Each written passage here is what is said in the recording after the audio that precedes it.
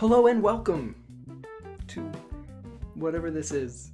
Today I thought I'd talk a little bit about a movie that I quite fancy. Upon first glance, Pacific Rim could be easily summed up as your typical summer blockbuster. However, despite being a movie all about some sweet robot on monster action, it's actually got some heart.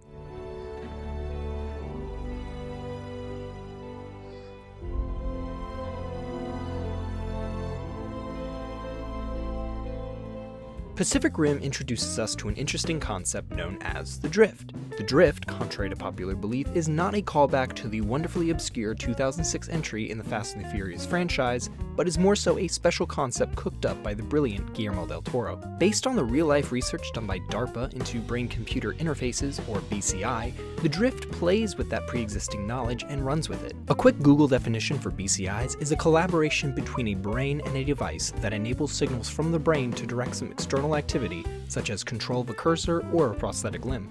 The interface enables a direct communications pathway between the brain and the object to be controlled. The drift is essentially a mind meld, a process in which two individuals share thoughts, experiences, and memories that allows them to become one. However, not just any two individuals can pair up a drift. Drift compatibility is a potential that exists between two people, but isn't predetermined by their relationship or lack thereof. It's based significantly on their personal connections and/or their ability to work in sync with one another. Being drift compatible is something far deeper than being a lover or a partner.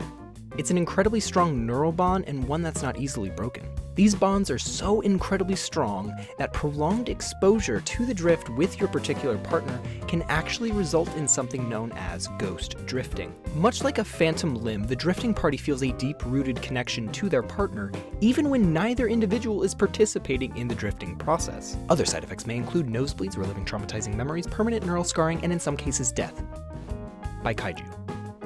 It's even possible that these seasoned drifters may actually adopt some of their partner's personality traits. However, all of their own core personality and consciousness remain intact. They even have an uncanny way of knowing what the other's feeling or thinking without speaking. And hey, it's even been proven that you can drift with other species. So perhaps there is a deep neural bond that is potentially explorable between you and your beloved pooch, or your cat if it ever feels like it. Pacific Rim is a super special film to me, not only for its badass brawls, but its heart. It introduced a concept that I feel as though I can relate to. I'm lucky enough that I feel as though I have a few individuals in my life whom I could say we are drift compatible. We can go weeks, even months without speaking, but still feel connected to each other and know that everything's okay. I believe everyone deserves someone whom they can connect with on such a level like that. And with that, I'd like to thank you all for watching, and if you found any of this interesting, I highly recommend you go ahead and find yourself a copy of Pacific Rim, and perhaps watch it with one of those special people. But till next time. Today,